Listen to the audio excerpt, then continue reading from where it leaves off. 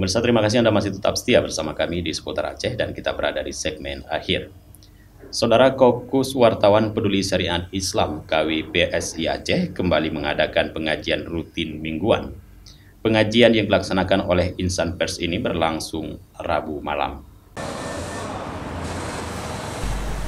Sempat vakum selama 2 tahun terakhir akibat pandemi COVID-19, pengurus Kaukus Wartawan Peduli Syariat Islam KWPSI Aceh kembali mengadakan pengajian rutin mingguan.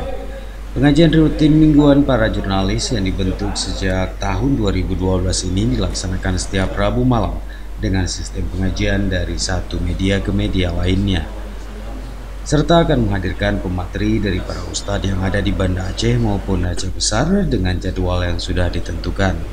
Hal tersebut diungkapkan Koordinator KWPSI Aceh Azhari saat menggelar pengajian rutin mingguan KWPSI Aceh yang berlangsung di kantor PWI Aceh Simpang 5 Banda Aceh pada Rabu 10 Agustus 2022 malam. Pengajian rutin Kaukus Wartawan Peduli Syariat Islam ini sudah kita lakukan sejak tahun 2012, itu bersamaan dengan deklarasinya KWPSI di Aceh, dan ini menjadi agenda rutin yang setiap minggu kita adakan.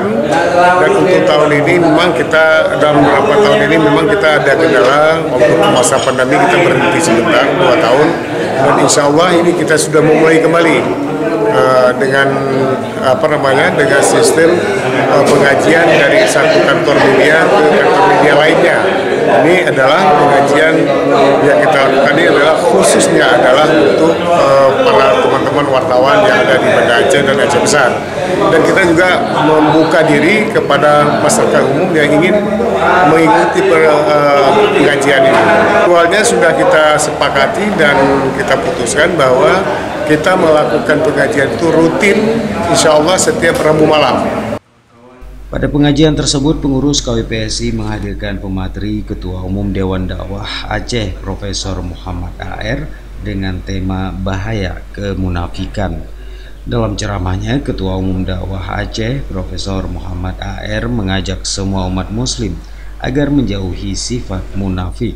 Salah satu sifat munafik yang ada di manusia diantaranya seperti mengatakan sesuatu yang tidak sesuai dengan perbuatannya, dan mereka yang munafik akan mendapatkan siksa yang pedih akibat kemunafikannya.